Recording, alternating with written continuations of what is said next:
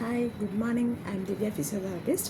இன்றைக்கி நம்ம என்ன டாபிக் பார்க்க போகிறோம் அப்படின்னு பார்த்தீங்கன்னா, லாஸ்ட் வீடியோவில் உங்களுக்கு நான் ஸ்டெர்னோக்ளீடர் மாஸ்டர் ஸ்ட்ரெயின் பற்றி நான் போட்டிருந்தேன் இல்லைங்களா. கழுத்து சுருக்கிடுச்சு அப்படின்னு சொன்னீங்கன்னா, ஸோ அதுக்கு என்னென்ன பண்ணலாம், என்னென்ன எக்ஸசைஸ்லாம் நம்ம பண்ணலாம் அப்படின்றத பற்றி நான் லாஸ்ட் வீடியோவில் சொல்லியிருந்தேன். ஸோ அதனோட பாதி பார்ட்ஸ் தான் நம்ம இன்றைக்கி பார்க்க போகிறோம். ஸோ அதை என்னென்ன பண்ணணும், என்னென்ன பண்ணக்கூடாது அப்படின்றத நான் சொல்லிடுறேன், சரிங்களா. ஸோ இப்போ இதில் பார்த்தீங்கன்னா, இப்போ உங்களுக்கு கழுத்து சுருக்கிடுச்சு. ஸோ கழுத்து சுருக்கிடுச்சுன்னா உங்களால் என்ன பண்ண முடியாது, கழுத்து டேர்ன் பண்ண முடியாது. டேர்ன் பண்ணுறதுக்கான மெயின் இம்பார்ட்டண்ட்டான ஒரு மசில் தான் அந்த மசில், சரிங்களா. ஸோ அந்த ஸ்டெர்னோக்ளீடர் மாஸ்டர் மசில் உங்களுக்கு யூஸ் ஆகலை, அதாவது பெயினால் நீங்கள் யூஸ் பண்ணலை அப்படின்னா உங்களால் என்ன பண்ண முடியாது, கழுத்தோட பொசிஷனை உங்களால் சேஞ்ச் பண்ணவே முடியாது. நீங்கள் சிலவங்க பார்த்தீங்கன்னா, இப்போ சுளிக்கிறோம், கழுத்து சுளிக்கிடுச்சு அப்படின்னா என்ன பண்ணிவிடுவாங்க, இப்படியே வச்சுட்டு வருவாங்க. கிளினிக்லையோ இல்லை ஹாஸ்பிட்டல்லையோ கூட வருவாங்க. பேஷண்ட்லாம் வரும்போது பார்த்தீங்க அப்படின்னா இப்படி தான் வருவாங்க. நேராக பார்த்து பேசுகிறதுனால இல்லைம்மா எனக்கு கழுத்து திருப்ப முடியல, வலிக்குது அப்படின்னு. எத்தனை நாளாக இருக்குது அப்படின்னா ஒரு 2-3 டேஸ் ஆகுது அப்படின்னு சொல்லுவாங்க. ஏன் ஃபஸ்ட்டு டேவே வருவேன், இல்லை சரியாயிடும் நான் விட்டுட்டேன், அப்படி இல்லைன்னா நான் நீவி விடுவாங்கல்ல, அந்த மாதிரி நான் சுளுக்கு எடுக்கலான்னு சொல்லிவிட்டு நான் அந்த மாதிரி ரொம்ப ப்ரெஷர் கொடுத்து பண்ண சொல்லிட்டேன். ஏன்னா எனக்கு ப்ரெஷர் கொடுக்கும்போது இட்ஸ் ஃபீல் பெட்டர். பட் அது விட்டதுக்கப்புறம் எனக்கு ரொம்ப பெயின் அதிகமாகிடுச்சு. ஸோ அந்த மாதிரிலாம் கம்ப்ளைண்ட் பண்ணுவாங்க. ஸோ மேக்ஸிமம் பார்த்தீங்க அப்படின்னா அந்த மாதிரிலாம் பண்ணாதீங்க. அது உங்களுக்கு இன்னும் ரிஸ்க்கு தான், காம்ப்ளிகேஷன் தான் அதிகமாக இருக்கும், சரிங்களா. ஸோ மேக்ஸிமம் அதை அவாய்ட் பண்ண பாருங்கள், சரியா.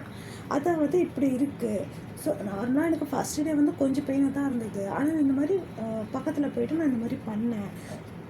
அது எனக்கு இன்னும் ஸ்வெல்லிங் வீக்கமாகிடும். ஏன்னா ஓவர் ப்ரெஷர், ஆல்ரெடி அந்த மசில் ஸ்ட்ரெயின் ஆகிடுச்சு இல்லையா. ஸோ அதை போட்டு இன்னும் அழுத்தி ப்ரெஷர் கொடுக்க அது என்ன ஆகும்.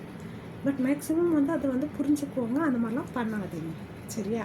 ஏன்னா இப்போ உங்களுக்கு பெயின் இருக்குன்னா லைட்டை நீங்கள் ஆயின்மெண்ட்டே கூட ஒன்று அப்ளை பண்ணுறீங்க அப்படின்னா ஜஸ்ட் ஆயின்மெண்ட் அப்ளை பண்ணிவிட்டு ஒரு லைட் மசாஜ், அதாவது மசாஜாகவே நீங்கள் பண்ண தேவையில்லை, ஜஸ்ட் வச்சு தேய்ச்சி விடுவோம் இல்லையா. ஸோ அதே தான் அந்த சூப்பர்ஃபிஷியலாக நீங்கள் பண்ணால் மட்டுமே போதும். ஸோ நான் ரொம்ப அழுத்தி பண்ணுறேன் அந்த மாதிரிலாம் பண்ணாதீங்க. All the nerves are supply this area, ஓகேவா. ஸோ ரொம்ப நீங்கள் ஓவர் ப்ரெஷர் கொடுத்தீங்கன்னா அது வேறு மாதிரி கம்ப்ளைண்ட் ஆகிடும்.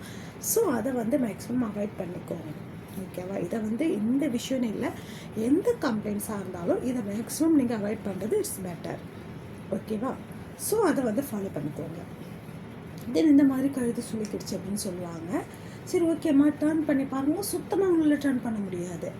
ஏன் டர்ன் பண்ணவே முடியல, கொஞ்சமாச்சும் முடியல அப்படின்னா, இல்லைம்மா 3 டேஸ் ஆகுது எனக்கு இந்த மாதிரி கழுத்து சுளுக்கி.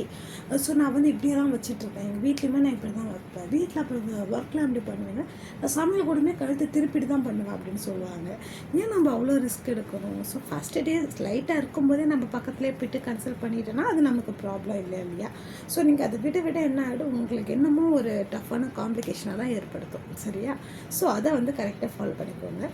தென் நெக்ஸ்ட் ஒன்று பார்த்தீங்க அப்படின்னா, அந்த பேஷண்ட் சொன்னாங்க, எனக்கு இந்த மாதிரி இருக்குது, என்னால் ஒன்றுமே பண்ண முடியல, ஜஸ்ட் நான் கையை தான் அப்படி வச்சேன், எந்த இடமா வலிக்குது அப்படின்னுட்டு தொடவே விடலை அவங்க. ஏன்னா எனக்கு ரொம்ப பெயின் டெண்டர்னஸ்ஸாக இருக்குது, எனக்கு தொட்டு பார்த்தாலே வாமாக இருக்குது, எனக்கு ரொம்ப முடியல, என்னால் இங்கே திருப்பவே முடியல கழுத்தை, தொட்டு பார்த்தா அவ்வளோ ஹார்டாக இருக்குது, அவ்வளோ ஹார்டு கல் மாதிரி இருக்குது அந்த ஏரியா. அதாவது அவங்க கொடுத்த ப்ரெஷரை ஃபஸ்ட் டே கொடுத்துட்டாங்க. ஸோ 2 டேஸ் ஆகிடுச்சு, அதை அப்படியே விட்டுட்டாங்க.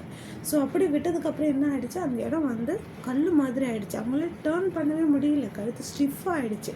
ஸோ இந்த மாதிரி பிரச்சனை உடனே நம்ம கழுத்தை ஸ்ட்ரெயிட்டாக வந்துடணும், இல்லை அடுத்த நாளே நமக்கு கழுத்து இந்த பக்கம் போயிடணும், அப்போல்லாம் கிடையவே கொஞ்சம் கொஞ்சமாக தான் ரெக்கவர் பண்ணணும், சரிங்களா. எதையுமே சடனாக ஒரே நாளில் சரியாகணும், இத்தனை நாளே சரியாகணும் அப்படிலாம் இல்லவே இல்லை.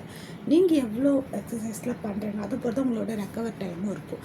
அது மட்டும் இல்லை, நீங்கள் சடனாக அப்படி டேர்ன் பண்ணுறீங்க அப்படின்னா அது எவ்வளோ கல் மாதிரி இருக்குது நமக்கே தெரியுது இல்லை. ஸோ அப்படி இருக்கும்போது நம்ம டக்குன்னு இப்படி திரும்புகிறோன்னா அது இல்லாமல் வேறு கம்ப்ளைண்ட்லாம் கொடுத்துரும். ஃபுல்லாக ஃப்ரண்ட்டில் வலிக்க ஆரம்பிச்சிடும், இல்லை கழுத்துக்கு பேக் சைடில், இல்லை தலையெல்லாம் வலிக்க ஆரம்பிச்சிடும், இந்த சைடு ஃபுல்லாக வலிக்கும். ஸோ அதனால் அந்த மாதிரிலாம் பண்ணாதீங்க, சரியா. இந்த மாதிரி இருக்குது அப்படின்னு சொன்னாங்க. தென் அதுக்கப்புறம் அவங்களுக்கு ட்ரீட்மெண்ட் பண்ணி கொஞ்சம் கொஞ்சமாக தான் நமக்கு ஸ்ட்ரெயிட் மூமெண்ட்டே வர முடியும், சரிங்களா. ஸோ அதை கரெக்டாக ஃபாலோ பண்ணிக்கணும்.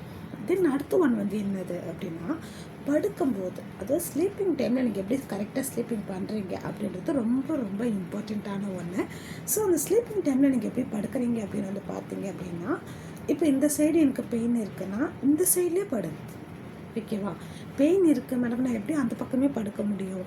ஆக்சுவலி பெயின் இருக்குது. இன்னொன்று மஸ்ட்டாக நீங்கள் பில்லோ யூஸ் பண்ணவே கூடாது. சரிங்களா? அது ஒரு ரொம்ப ஒரு பெரிய இஷ்யூ ஆக்கிடும் உங்களுக்கு. ஏன்னா இப்போ பில்லோ வந்து நீங்கள் வைக்கிறீங்கன்னா இவ்வளோ ஹைட்டில் வைப்பீங்க. அப்போ இந்த ஏரியா வந்து இன்னும் எடுத்துகிட்டு இருக்கிற மாதிரி இருக்கும். சரிங்களா? ஸோ அந்த மாதிரி ரொம்ப டைட் ஆக்குது அப்படின்னும் போது உங்களுக்கு வந்து தலை வலிக்க ஆரம்பிச்சிடும், பிளட் சர்க்குலேஷன் சரியாக போகாது, இந்த மாதிரி கம்ப்ளைண்ட்லாம் வரும். ஸோ அதனால் அதை மேக்ஸிமம் வந்து நீங்கள் வந்து பில்லோ வந்து அவாய்ட் பண்ணிவிடுங்க. எந்த சைடு பெயின் இருக்கோ அந்த சைட்லேயே படுங்க. இல்லை என்னால் அந்த சைடு கொஞ்சம் கூட படுக்க முடியலன்னா தென் ஓகே ரைட், நீங்கள் ஆப்போசிட் சைடில் படுத்துக்கலாம். ஏன்னா ஆப்போசிட் சைடில் நீங்கள் படுக்கிறீங்க அப்படின்னா இந்த பெயின் வந்து உங்களுக்கு என்ன ஆகும், இந்த மசில்லாம் வந்து இப்படி லைட்டாக இழுக்கிற மாதிரி இருக்கும்.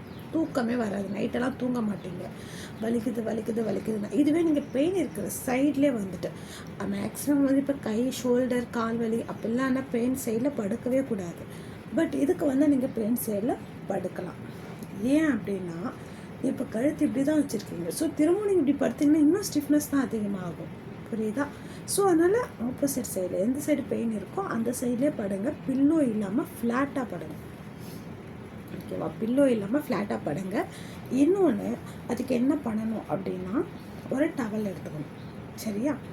ஒரு டவல் எடுத்துகிட்டு அந்த மாதிரி டைமில் நீங்கள் என்ன பண்ணணும், ஒரு டவல் எடுத்துக்கோங்க.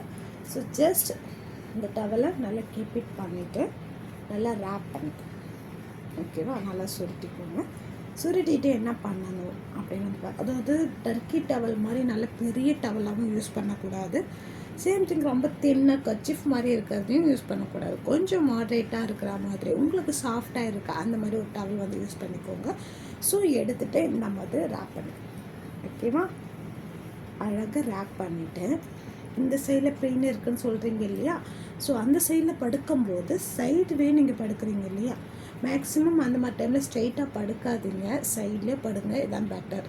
ஓகேவா? அப்போ தான் உங்களோட அந்த மூமெண்ட்டு ஃப்ரீயாக ஆகும், ரேஞ்ச் ஆஃப் மோஷன் நல்லாயிருக்கும். ஸோ இது என்ன பண்ணணும், இந்த கர்வ் இருக்குது இல்லையா, ஹெட் இங்கே இருக்குது, ஷோல்டர் இங்கே இருக்குது, இதுக்கு நடுவில் இருக்கக்கூடிய இந்த கர்வ் ஏரியா உங்களோட அந்த பெயின் ஏரியா. சரியா?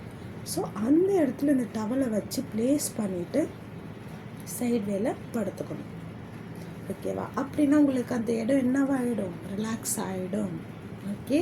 பெயின் இருக்கிற ஏரியா உங்களுக்கு நல்லா இருக்கும், பெட்டராக இருக்கும், ரிலாக்ஸ் ஆகிடும். இன்னொன்று மசில் எல்லாமே வந்து பார்த்தா ஃப்ரீ ஆகிடும். ஸோ உங்களுக்கு அந்த பெயினே தெரியாது, நைட்டில் நல்லாவே தூங்குவீங்க. பட் அந்த மாதிரி இல்லை, நான் பில்லோ வச்சுட்டு தான் படுப்பேன், நான் ஸ்ட்ரெயிட்டாக தான் படுக்கிறேன்னா கண்டிப்பாக சொல்கிறேன் உங்களுக்கு தூக்கமே வராது. ஆக்சுவலி அந்த மாதிரி இருந்தால் தூக்கம் வராது. ஏன்னா அந்த ஒரு பெயின் கம்ப்ளைண்ட் இருக்கும்போது நம்ம எப்படி ஃப்ரீயாக இருக்க முடியும் இல்லையா? ஸோ இந்த மாதிரி பொசிஷன் வச்சு படுங்க. ஹெட்டுக்கும் ஷோல்டருக்கும் நடுவில் இருக்கக்கூடிய அந்த கர்வ் ஏரியா, அந்த ஏரியாவில் வச்சு சைடில் படுத்துக்கோங்க. சரியா?